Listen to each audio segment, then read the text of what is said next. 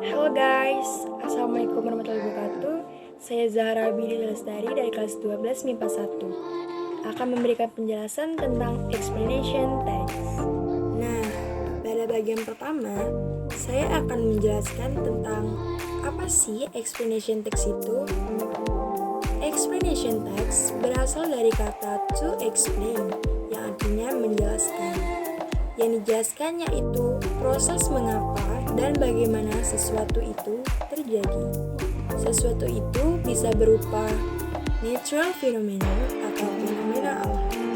Contohnya seperti hujan, tsunami, gempa bumi, dan lain-lain. Yang kedua yaitu social phenomena atau fenomena sosial.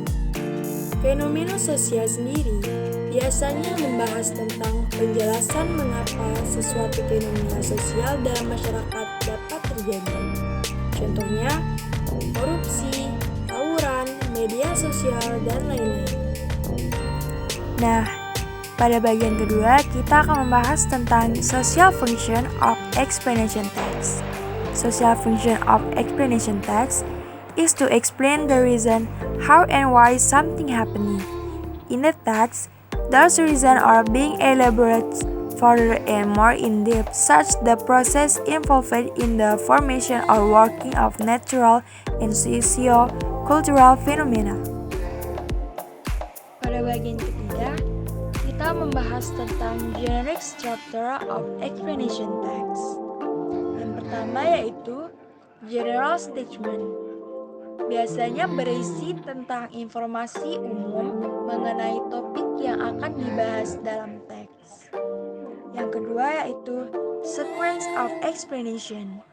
Biasanya berisi tentang serangkaian kejadian-kejadian atau sequence of events dari suatu proses dari topik yang disinggung dalam general statement. Di sini, kita juga bisa membahas secara detail proses bagaimana dan mengapa hal tersebut dapat terjadi, agar pembaca atau pendengar mudah memahami topik yang diangkat. Dan juga, penjelasan tersebut harus dibuat secara runtut ya, dari mulai awal hingga akhir prosesnya. Yang ketiga yaitu closing.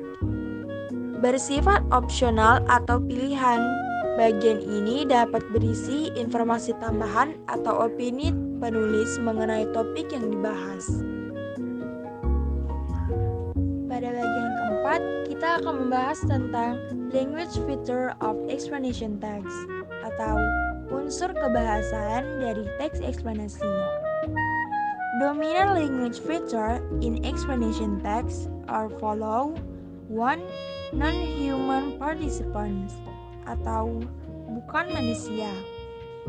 Yang kedua, using simple present tense contain the facts of an event or action using action verbs such of occur, drop, run, etc. Artinya, menggunakan simple present tense berisi fakta dari suatu peristiwa atau tindakan menggunakan kata kerja tindakan seperti terjadi, jatuh, lari, dan lain-lain. Yang ketiga, using action verbs such as occur, drop, run, etc. Menggunakan kata kerja tindakan seperti terjadi, jatuh, lari, dan lain-lain. 4. Using passive voice pattern. The passive verb is used when we want to emphasize the action, the verb, and the object of a sentence rather than subject. Menggunakan pola suara pasif. Kalimat pasif digunakan ketika kita ingin menekankan tindakan, kata kerja, dan objek kalimat daripada subjek. 5. Using technical terms. When reading technical, science, physics, medical, legal, etc. article, it is usually the case That's a number of technical terms or terms of art. In jargon specific to the subject matter will be present. Example, music, animal, etc. Menggunakan istilah teknis saat menulis teknis, ilmiah, medis, hukum, dan lain-lain, artikel biasanya sejumlah istilah atau istilah teknis. Seni dan jargon khusus untuk materi pelajaran akan disajikan contoh seperti musik, binatang, dan lain-lain. Using words that show cause and effect. Cause and effect is a relationship between events or things where one is the result of the other or others. This is a combination of action and reaction.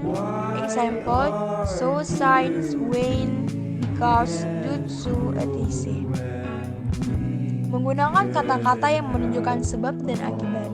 Sebab dan akibat adalah hubungan antara peristiwa atau hal di mana yang satu merupakan akibat dari yang lain atau yang lainnya. Ini adalah kombinasi aksi dan reaksi.